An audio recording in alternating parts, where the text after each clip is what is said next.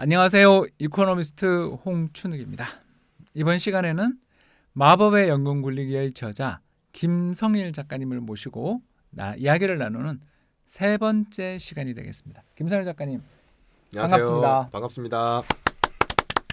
예, 앞에 두 차례 시간을 통해서 꽤 재밌는 이야기들을 좀 많이 나눈 것 같아요. 뭐 상장지수 펀드가 뭔지, 자산 배분은 또 왜 해야 되는지, 특히 우리나라 개인연금, 퇴직연금 수익률들이 처참한 수익률을 기록을 했었던 이유가 뭐였는지까지 첫 시간에 살펴봤던 것 같고요. 이런 문제들을 해결하기 위해서는 좀 반대 방향으로 움직이는 자산에 특히 ETF를 활용한 투자를 해야 된다까지가 첫 시간 이야기였고요. 이제 두 번째 시간에는 국민연금 이야기를 좀 했어요. 국민연금이 지난 8, 9월 달 주식을 왕창 사면서 뭐 1800 후반, 1900 초반에 있었던 주식시장을 한때 2100까지도 올려놓고 했었는데 국민연금이 이렇게 주식을 왕창 사서 주가를 올려놓은 게 이거 작전 아니냐 또는 주가 떠받치기 아니냐라는 그런 비판들이 있는 거에 대해서 좀 어떻게 보면 국민연금 입장에서 해명도 할 겸 더 나가서 리밸런싱이 뭔지에 대해서 우리가 한번 이야기를 해봤던 것 같아요. 그리고 그 리밸런싱에 대한 설명 과정에서 셰넌의 도깨비라는, 그러니까 자산 가격의 변화 방향이 반대인 자산을 편입한 다음 리밸런싱, 목표 비율이 어긋날 때마다 이걸 다시 목표 비율대로 되돌려주는 매매만 제대로만 해도 이게 아주 수익이 잘 나는, 특히 변동성이 크면 클수록 수익률이 더 잘 나는 그런 신박한 경험을 우리가 했던 것 같습니다. 이번 세 번째 시간이 이제 김성일 작가랑 이야기를 나누는 마지막 시간이 될 텐데, 뭐 자주 부르고 싶지만 직장인 월급쟁이를 이렇게 계속 부르기는 어려워서 아쉽지만 이번 시간에 이제 마무리를 좀 해야 될 것 같은데요.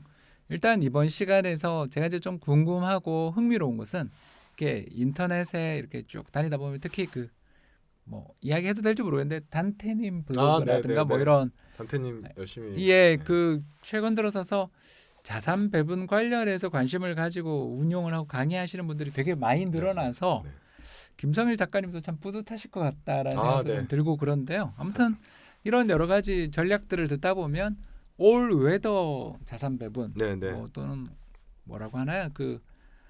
레이 달리오?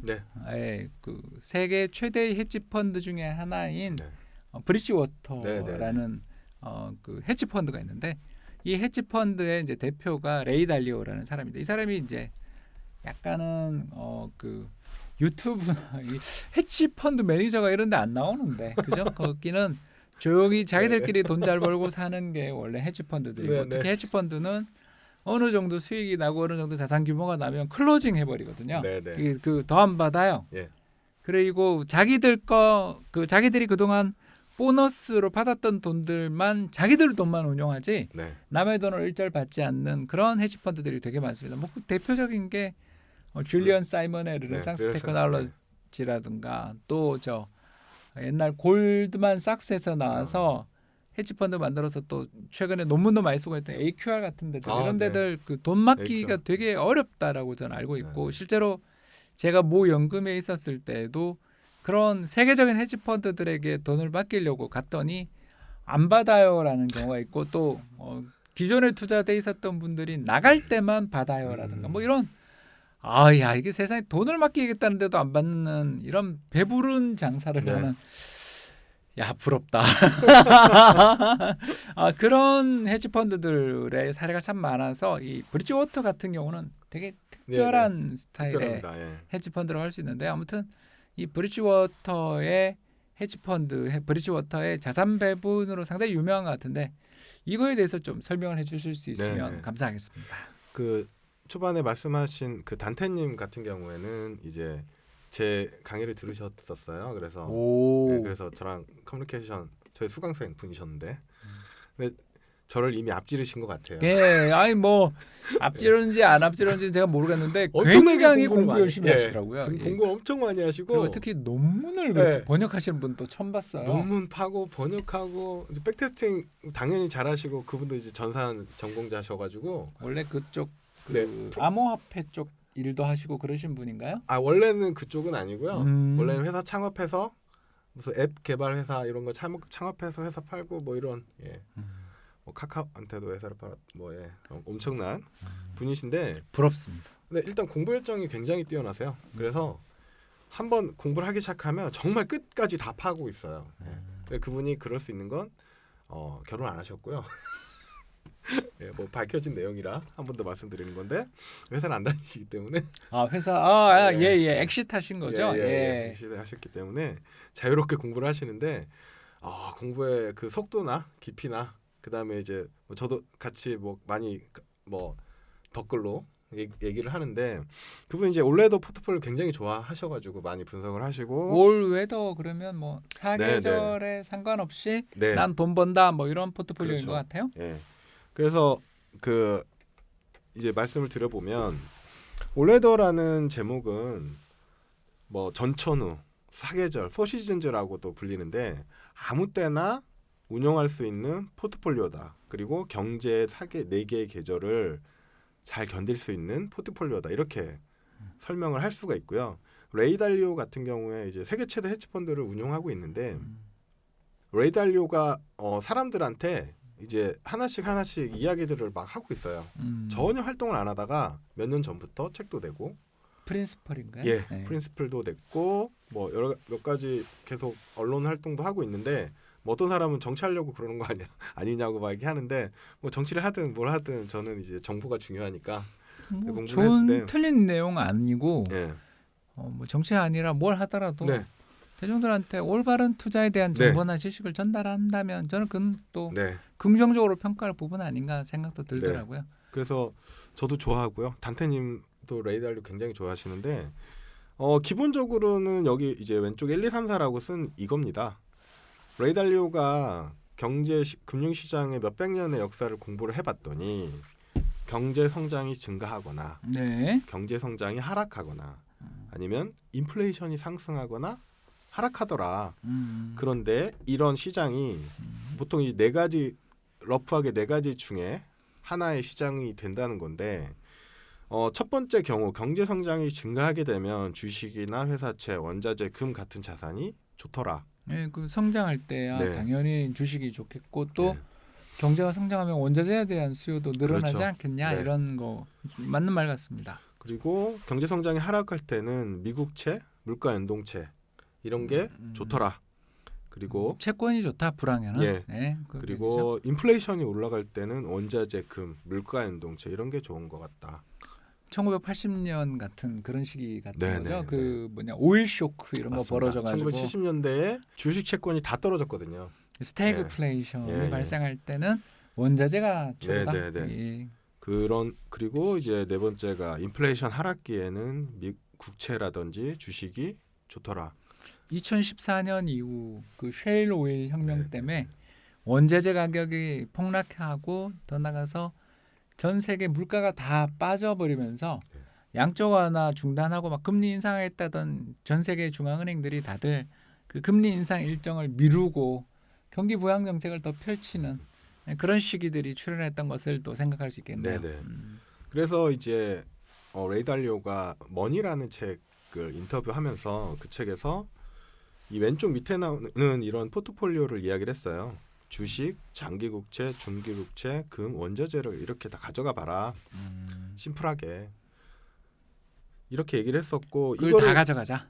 다 가져가자는 거고 실제로 레이 달리오가 하는 건 훨씬 더 다양할 거라고 생각이 들고요. 그러겠죠. 그 안에서 조금씩 여러 가지 기법들을 이용할 것 같긴 한데 이 단순한 이 5가지 자산에 대한 자산을 운용하면 어떻게 됐을까를 1977년부터 이제 백테스트를 해봤어요. 제가 직접.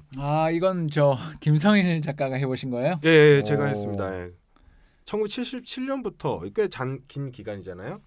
여기 있는 진한 파란색이 이제 전천후 포트폴리오예요. 왼쪽에 나오는 이 5개의 자산을 이 비율대로 다 한. 보시면 부드럽게 우상향하는 곡선. 저게 제일 좋은 거죠. 중요한 거는 미국 주식이 수익이 더 좋았지만 여기 보시면 이게 70년대 후반이거든요. 엄청나게 많이 빠졌어요. 주식의 죽음이라고 불리던 70년대, 80년대 초반에 최바닥에서 산 것처럼 됐으니까 여기는 주식 성과가 제일 좋을 수밖에 없죠. 그렇죠. 여기는 2008년입니다. 2008년. 여기 반토막이 났었던 시절이었고요. 그리고 밑에 보시면 이 노란색이 금인데 금이 79년부터 2000년까지 계속 하락했어요. 2000년부터 2011년까지 올랐다가 다시 떨어졌다가 지금 뭐 살짝 오르기도 하고 자산 가격이 어떻게 움직일지 사실 모르겠다는 거죠. 모르죠. 네. 어떻게 알아요? 그건? 레이 달리오가 또 하는 말이 자기가 수많은 시행착오를 겪으면서 느끼는 게 자산 배분이 왕이다. 어떤 경기가 올지 모르겠다. 물론 내부적으로는 그거를 좀 전망을 하고 뭐 이런 약간 수정을 하고 이렇게 하고 있을지 모르겠는데 그래서 약 30년, 40년 동안 이 포트폴리오가 9% 이상의 수익이 나요. 이렇게 단순하게 했는데도. 그러니까 되게 괜찮은 거죠. 근데 보면 이제 저도 레이 달리오의 사상이나 어떤 접근 방법에 대해서 굉장히 찬성을 하거든요. 왜냐하면 마동굴, 마연굴에 나오는 것도 전천후 포트폴리오입니다. 마법의 돈 굴리기, 마법의 연금 굴리기를 저렇게 약자를 쓰네요. 제가 처음 쓴 건 아니고요. 블로그에 오신 분들이 그런 글을 써주셔가지고 이런 마구니 같으니라고. 얼굴이 좀 빨개지네요. 그래서 왜냐하면 마동굴 이 두 책에서도 얘기한 게 뭐냐면 예측할 수가 너무 없다. 너무 어렵다. 전문가들도 틀리는데 우리가 감히 어떻게 하겠냐. 저 많이 틀렸습니다. 그래서 어떤 시장 상황이 오든 우상향할 수 있는 많이 안 떨어지는 이렇게 포트폴리오 짜보자 해서 만든 거였기 때문에 올해도 포트폴리오에서 얘기하는 것도 같은 사상이라서 어느 게 더 좋냐 어느 포트폴리오가 더 좋냐 이건 정답이 없습니다. 네. 늘 말씀드리지만 최고의 포트폴리오를 찾기 위해서 애쓰는 것보다 적정한 포트폴리오를 꾸준하게 운용하는 게 훨씬 유리하고 일단 분산을 잘 해놨으면 그게 문제가 없거든요. 수익률 차이가 많이 안 나요. 올해도 포트폴리오는 이제 미국 자산들만 들어가 있는 거잖아요. 네, 맞습니다. 그러니까 좀 미국 자산들만 들어가 있는 데다가 한국 자산이나 이런 게 들어가면 그렇죠. 특히 한국 주식이나 한국 채권 들어가면 제 생각에 수익률이 더 좋아질 것 같긴 한데. 네, 수익률 더 좋아지고요. 아까 제 연금 수익률 보여드린 뭐 1년짜리지만 네. 잘났어요. 그렇군요. 근데 이제 이 대목에서 오늘 이게 이제 마지막 우리 인터뷰니까 좀 궁금한 걸 조금 더 이 시간이 있을 때 빨리 여쭤봐야 되는데 최근 정부가 이 개인연금, 퇴직연금 관련해서 문제가 많다라는 걸 특히 ISA 계좌 문제 많다라는 걸 느끼면서 최근에 이 연금 제도 개편한다라는 이야기가 있는데 요 좀 이야기 좀 해주시면 감사하겠습니다. 뭐 굉장히 짧게 요약해 왔는데 지금 정부에서 개인들의 투자 환경 혹은 절세 환경, 안전한 자산 마련을 위해서 되게 신경을 많이 써요. 많이 쓰고 있는데 그 중에 이제 이번에 그 연금제도 개편 세법 개정안이 나왔는데 뭐 대표적인 게 50세 이상인 경우 세액공제 한도. 전데요? 네. 축하드립니다. 아직 젊어서 이게 혜택이 없어서 크게 관심은 없지만 네. 제가 관심이 있는 이유가 바로 나왔습니다. 예. 50세 이상이신 분들은 이거 꼭 하셔야 돼요. 왜냐하면 세액공제 자체가 16% 5%로 그냥 돌려주는 거거든요. 현금을. 그렇기 때문에 꼭 하셔야 되고 두 번째로 이제 ISA 계좌 기존에 있었던 건데 저도 갖고 있습니다. 뭐 만기가 되면 연금 계좌로 전환해주겠다. 이게 그 기한이 정해져 있죠? 네네네.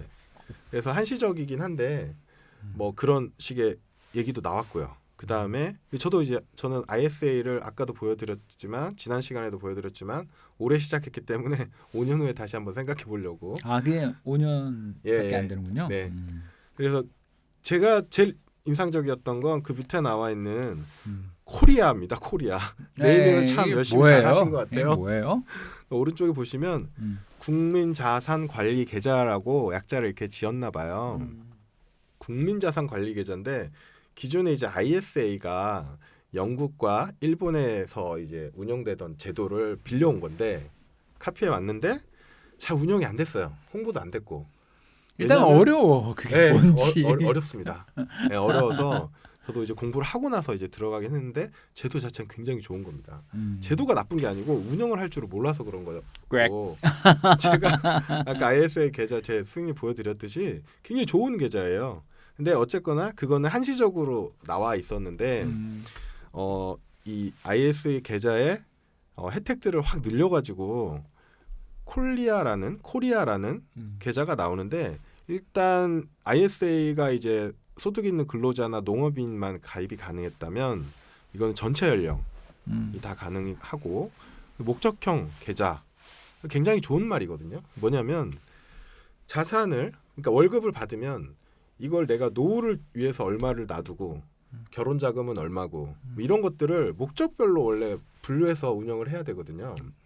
저한테도 이제 많이 물어보시는 게 아니 연금이 좋은 건 알겠는데 내가 한 달에 200만 원 받는데 여기서 얼마나 연금을 넣어야 되냐. 그렇죠. 얼마는 난 5년 후에 집을 살 계획인데 집 마련을 위해서는 얼마를 모아야 되냐. 그다음에 집을 산 다음에 연금해야 되는 거 아니야. 이런 거 굉장히 힘들어 하세요. 이게 자산 배분의 상위 개념인데 자산 관리라고 할 수 있는데 목적별 자산 배분을 먼저 하고 그 안에서 또 운영을 해야 되거든요. 그런 얘기들을 많이 안 해주니까 근데 그런 아이디어를 녹여 넣은 건데 굉장히 좋다고 생각을 하고 그다음에 유형도 되게 다양하게 놔뒀고요. 가입 기간도 기존에 5년짜리였는데 이건 영구적입니다. 왜냐하면 세제 혜택을 계속 주겠다는 거예요. 이 제도를 계속 살려놓겠다는 거라서 굉장히 유리하죠. 중장기 자금을 운영할 때는.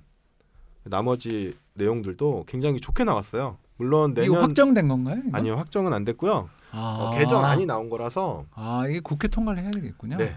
네, 연말에 국회 통과하고 내년 1월 2일 날 세법 개정안을 보고 해야 될 것 같아요. 그래서 저는 일단은 뭐 제가 해당되는 거는 무척 관심 있고 깊게 공부를 하는 편인데 콜리아 계좌는 제가 좀 제대로 분석을 해볼 생각이거든요. 네. 중요한 변화가 있는 것 같습니다. 네네네. 네, 그 자산 배분 관련돼서 굵직굵직한 이슈는 우리 다 한번 다뤄본 것 같아요. 자, 이제 이제 이야기를 좀 정리하고 또 이제 보내드려야 될 시간이 된 것 같은데요. 이제 앞으로 한 3-4달 정도 올해 남아 있는 것 같습니다. 네. 앞으로 계획은 어떤 계획을 갖고 계시는지? 회사에 열심히 다니고 사내 정치도 열심히 하고 단의 정치 집안에 가서도 열심히 하고 이렇게 그래야지 주말에 이렇게 나올 수도 있고. 네. 오늘 나오는데 저기 한 말씀 듣고 오셨나 보죠? 아닙니다. 적극적으로 제가 저를 응원해주고 있기 때문에 아주 친합니다. 좀 정치를 여기 와서도 할 줄은 몰랐습니다. 이게 뭐 항상 그렇다라고 계속 얘기를 하고 해야지 좋은 것 같고요. 네. 그래서 일단 아까 말씀드렸던 이제 제도 개편들이 좀 있어서 제 포트폴리오에도 영향을 미치거든요. 특히 그 50세 이상 연금계좌 세액 공제 한도 확대라든가 콜리아, 코리아인가 아무튼 그런 게 새로 생기는 것들. 근데 일단 이번 세제 개편안에서 그 금융종합과세 한도가 2,000에서 1,000만 원으로 내려가는 거 그거는 계획이 없죠. 기사만 나왔던 것 같고 구체적으로는 아직 안 나온 것 같아요. 간보기 정도로 하고 들어갔군요. 다시. 왜냐하면 그게 너무 민감한 이슈였던 것 같고. 얼마 전에 피트 황님이 출연하셨는데 맞습니다. 이 배당주 투자하시는 분들 입장에서 정말 힘든 부분인 것 같아요. 참 우리나라가 앞으로 노령화도 심해지고 나라가 앞으로 돈을 써야 될 일들 특히 그 건강보험 재정 문제들도 꽤 있거든요. 이런 것들 때문에 앞으로 우리나라가 이제 증세로 가야 된다라는 건 다 알고 있는데 그래서 이제 그 미래 증세를 생각하면 지금부터 미리 재정 흑자를 만들어 놔야 된다. 이런 좀 압박감 이런 생각들 속에서 지난번에 있었던 연말정산 파동이라든가 그 다음에 있었던 담배세 인상 여기에 이제 종합부동산세까지 하면서 계속 지금 증세 일관된 시스템으로 가고 있는 중에 이제 이 금융종합과세에 대해서도 많은 관심들이 쏟아지는 것 같아요. 이 대목에서 조금 그냥 잠깐 하나만 이야기하자면 리츠가 분리과세가 결정이 된 것 같은데 기사가 나왔죠. 리츠를 자산 배분의 한 대상으로 넣는 것에 대해서는 아주 좋다고 봅니다. 왜냐하면 지난번에 말씀드렸던 이제 부동산 ETF가 나와서 그걸 이용해도 되고요. 아니면 상장 리츠들을 직접 운용할 수도 있는데 분리과세 같은 경우에는 이제 금융소득이 좀 있는 분들한테는 굉장히 중요한 그렇죠. 그것만 그냥 따로 세금을 부과하는 거니까요.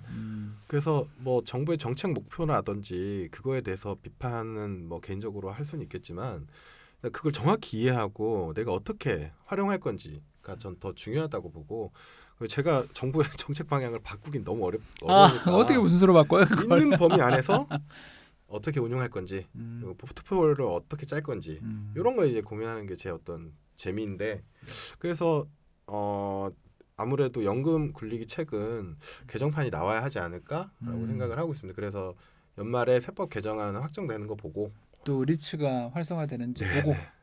리츠 부분도 있고 그래서 그런 부분들을 좀 업데이트를 해야 되겠다라는 생각이 들어서 그거 아마 준비하겠습니다. 하나 부탁 사항이 있는데요. 네. 좀 말씀을 드리자면 그 최근 들어서서 제가 모 기금이나 공제 쪽에서 자문위원으로 일을 네, 하고 네, 있는데 네. 그 정크 본드들 네, 네. 또는 뭐 시니어론 네. 이런 거 관련돼서 투자들에 대한 관심들도 참 많이 높아지고 있는 것 같아요. 네. 그런 정크 본드라든가 또는 해외 리츠라든가 네. 이런 것들에 대해서 투자를 좀 할 수 있는 기회들이 이제 조금씩 또 네, 네. 발생할 것 같은데 또 우리나라 국내 ETF만 투자를 할 수 있는 거에서 해외 ETF를 국내에서 투자할 수 있는 길들도 나왔습니다. 열리고 있지 않습니까? 네. 제도가 나왔습니다. 예, 그렇게 되고 있기 때문에 이런 것들에 대한 관심들도 앞으로 높아질 텐데 네. 여기에 대해서도 좀 연구를 또는 소개를 계속, 부탁드리고 싶습니다. 계속 기사들을 보고 있고요. 금방 말씀하신 거 굉장히 좋은 얘기였는데 뭐냐면 미국에 있는 ETF를 우리나라에서 매매할 수 있게끔 상품이 나오는 거예요. 굉장히 좋은 거죠. 왜냐하면 해외 주식을 매매하려면 환전해야죠. 예. 미국 주식 거래 수수료 별도로 내야 되고 뭐 여러 가지 복잡한 일들이 거기다 있는데 또 그쪽 세금 네네. 관련해서도 귀찮은 세금도 일들이 꽤 이제 있습니다. 복잡하고 있는데 그냥 국내에서 주식 매매하듯이 할 수가 있거든요. 그래서 그 소식을 보자마자 너무 기뻐가지고 블로그에 올렸는데 관련해서 이제 상품들이 나오면 계속 보고 재밌는 게 이제 블로그를 항상 이제 사람들이 많이 오니까 기사를 보면 저한테 물어보세요. 이 상품 새로 나왔던데요. 어떻게 생각하세요? 그러면 제가 상품 설명서 분석해보고 좀 관심이 더 가면 기초지수 다시 찾아가지고 어떤지 보고 뭐 이러기 때문에 취미생활입니다. 네, 아주 재밌습니다. 네, 그 취미생활도 하면서 또 개정판 준비도 해나갈 수 있고 또 여기에 더 나아가서 자신이 새로운 정보, 새로운 지식들을 계속 업데이트를 강제로 하게 된다는 측면에서 맞습니다. 상당히 좋은 그런 어떤 선순환을 타고 계시는 게 아닌가 그런 생각이 좀 들어서 좀 부럽기도 하고 좀 잘 활성화돼 가는 모습들이 참 보기 좋습니다. 아유, 감사합니다. 네, 이렇게 세 번에 걸쳐서 마법의 돈 굴리기, 마법의 연금 굴리기의 저자 김성일님과 함께 다양한 주제에 대해서 말씀을 나눴던 것 같습니다. 이번 시간에는 특히 새로운 어떤 상품들이 속속 등장하는 상황에서 여기 어떻게 생각하는지 특히 또 레이 달리오의 올웨더 포트폴리오 그리고 거기에 포함되어 있는 커머디티들 이런 것들의 성과가 어떤 영향을 미치는지 그리고 한국의 연기금 관련돼 있는 제도 변화 그리고 앞으로의 활동 계획까지 들어보는 시간을 가졌습니다. 여러분 지금까지 시청해 주셔서 대단히 감사드리고요. 특히 긴 시간 이렇게 나와서 또 재미있는 이야기 들려주신 김성일 작가님에게 감사하다는 말씀 드리며 저는 이제 이것으로 마감하고자 합니다. 지금까지 시청해 주셔서 대단히 감사합니다. 감사합니다. 감사합니다.